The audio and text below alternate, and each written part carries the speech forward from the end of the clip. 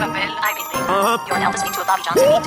Hey, my main bitch and my savage man, bitch. I can get 2 for. Rather pull me up on each little pink. I need to go. Tune in to Too Much Media. Hey guys, welcome back to the channel. Let's get straight into it because this was just a random off the brain type of thought thing. One thing I was thinking about is how much my biggest pet peeve is slow no's.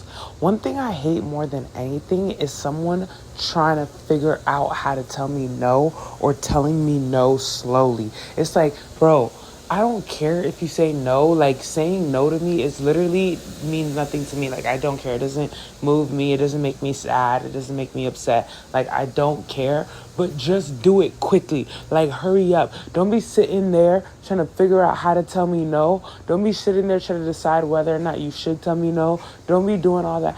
Just say no quickly so I can figure out where I can find my yes. Like, for me, and I think this is something that all creatives need to take on / need to be aware of, is like, don't take no's personal. Like, someone saying no to you isn't a bad thing. Someone saying no to you doesn't mean they hate you. Someone saying no to you doesn't mean that they don't want to see you succeed. Like, rejection a lot of times is protection. Rejection could be protection for you to not have to deal with that person, but rejection could also be protection from that person not wanting to deal with you. Like, sometimes that person too knows they need to protect themselves from you because of deeper things or bigger things that they have going on, and vice versa. So it's like, when someone tells you no, you need to look forward to it, because that means that you're one step closer to finding out where yes is. Yes exists somewhere. You just haven't found it yet. Go find your yes, but make sure you are going through no's as quickly as possible. For me, sometimes I do like little experiments on my life where I'll just go through a bunch of people trying to figure out who's gonna say yes to me for whatever it is I'm looking for. And it might not be that important, but it's just like, I want to hear as many no's as possible to certain stuff. Like, certain stuff, I'll ask a bunch of people, and I'm expecting no. And I'll go through as many no's as I possibly can, because I know that yes exists somewhere. I just haven't found it yet. So it's like, don't ever question whether or not your yes is coming. Always be certain that yes exists. You just need to figure out where. You know what I'm trying to say?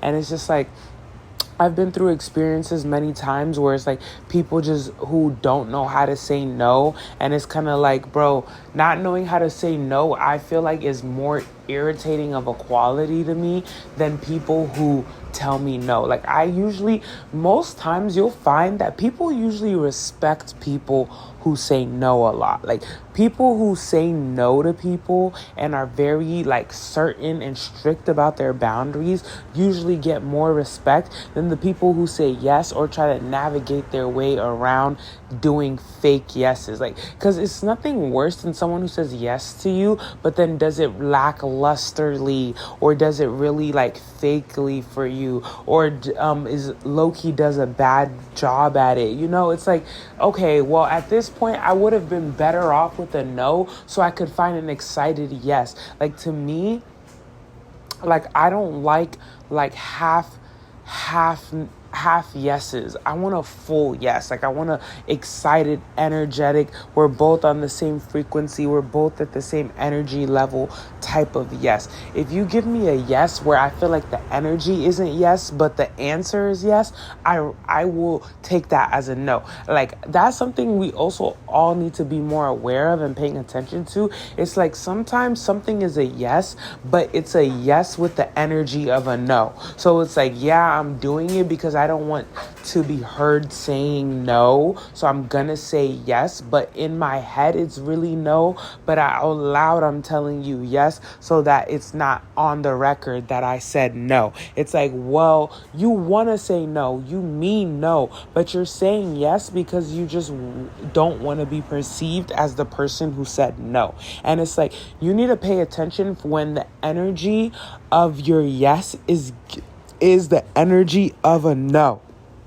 Because for me, when I sense that something has the energy of a no but is giving me a actual yes, I still won't take it, because I don't want like the wrong energy in stuff that I'm trying to create or things I'm trying to do. It's like, no, your energy's wrong. I'm not feeling it. Like, I'm out of here. Like, you're telling me yes, but it's just like, this seems like this yes is going to come with more trouble than the no would have. The no would have just been, okay, I got to keep looking around and figuring out where my yes is. But the yes with the no energy, it's like, now what I wanted and was so excited for is like happening for me, but not even in the way that I imagined it, in the way that I wanted. It's like all this like weird energy around my yes. Like, my yes was supposed to be an exciting moment. That's why you go through so many no's to get to your yes, so that you can have this exciting and happy moment. So then if it's like you're kind of taking my yes away from me by giving it to me with the wrong energy. It's like, just say no.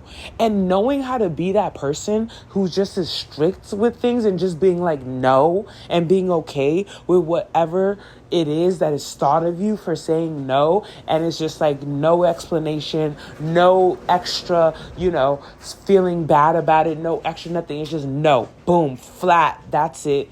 It is what it is.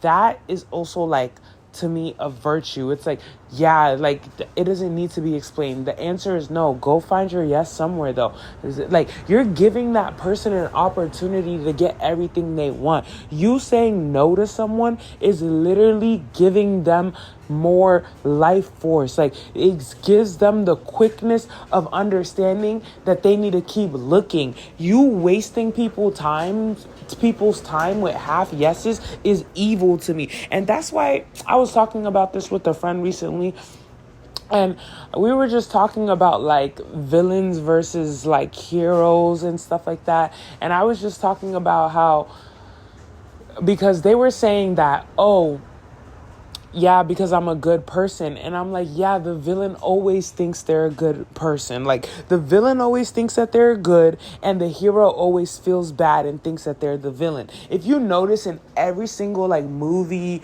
or like superhero movie, it's like the villain swears that they're justified. The villain swears that they're the one saving everybody. The villain swears that they're the one who is justified for their actions and has been done wrong, and everyone is against them, and they're the only one standing between the line of freedom and goodness, and they're the one getting their way, because this is how the world should be. And the hero is always feeling bad and feeling guilty about something that they did, that they had to do, and there was no choice but to do what they did in order to save people.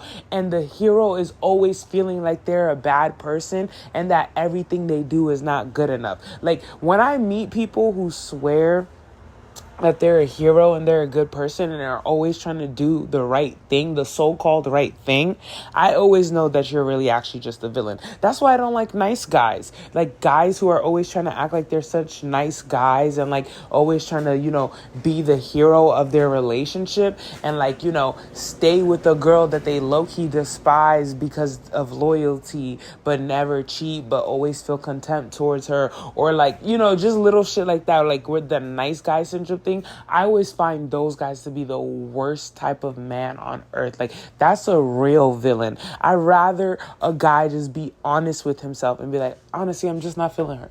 I don't even know what it is. Like, there's no, like, shit, I don't know what's wrong with her energy and my energy together. I just don't feel it. I'm out. Like, and just ditch her. Like, a Jeff Bezos move. Like, we can call Jeff Bezos a villain all we want, but it's like he left that wife who he knew he was no longer feeling and went and got him his ghetto fabulous queen, and now is married and he's happier than ever. And guess what? His ex-wife got 50% of the pot. You think she would have been, what's better for his ex-wife? Him deciding that he no longer is into his marriage and dipping on her, and she gets 50% of his fortune and gets to figure out what her life looks like solo, or him staying with her out of so-called loyalty and low-key resenting her for having to be in a marriage with her and constantly being around her while always holding this negative energy over her. Like, that would have been horrible. That would have been way worse than getting to leave with millions of dollars and being the richest woman on earth in one fell swoop. Like, Jeff Bezos is a hero in my eyes. I love Jeff Bezos. Out of the billionaires, Jeff's my billionaire. Everyone loves Amazon. Who don't love Amazon? Shit be coming in 10.2 seconds. I could order something right now and I bet you will get here quicker than a Domino's delivery. Like, what? Amazon is the greatest invention on earth. Like, to me, Jeff Bezos is a hero. Whereas someone like if he had stayed with her, like, that's real villainous to me. And I just feel like a lot of times our conceptions of heroes versus villains is very warped, and the people who are actual heroes are looked at as villains, and the people who are actual villains are looked at as heroes. Like, saying no to me, like, someone saying no to me is like, so, like, I always like respect the person for saying no if that's truly how their heart feels. Whereas when a person says yes to me and I can tell that their heart wants to say no, I always kind of hold a little bit of resentment for them. / I just won't accept it because I can kind of feel the energy of what it actually means. It's like, do what really makes you feel like the way you actually feel. Like, don't just fake it. Like, that fake stuff too. Like, I hate a fake vibe. Like, no, like, I don't want to hear that. And then also back to like what I was talking about with my friend is like, okay, so it's like, you think that like you're a good person and stuff like that, and that is always what the villain always thinks, and then the hero always thinks that they're the bad guy and stuff, and they always like feel bad and stuff like that. And I'm just like, and that's exactly why, like, oh yeah, this is what we were talking about. We were talking about Kendrick versus Drake, and I was like, yeah, I'm team Drizzy for sure. Like, no, like, don't play Not Like Us around me. Like, no, I'm team Drizzy. Like, BBL Drizzy, BBL Drizzy. And it's like, and he was like, what? You're team Drizzy? What the heck? Like, this, that, and the third. And I'm just like, look, like, it's my whole point all over again. It's like, at the end of the day, it's like, we're mad at Drake for what? Like, what exactly are we mad at Drake about? Because he's talented? Because he probably maybe said no to you about something? Because what? Like, he's more popular for making music that is so-called more commercial? But it's like, is all of your for the people music saving us either? It's like, okay, Kendrick's over here making, songs like, Damn, or like albums like To Pimp a Butterfly, all this kind of stuff. And it's like, okay, we can look at impact on the culture. Has it had more impact on the culture than the stuff that Drake has made? Like, no. If we're looking at what's happened in the culture in the past decade, it's like, definitely not. And it's like, okay, we're mad at Drake, but it's like, has he been feeding us? Like, yes, the food's been coming in regularly. So it's just like, what are we getting upset? At least Drake, to me, I feel like at least Drake is self-aware enough to know that he's no one's hero.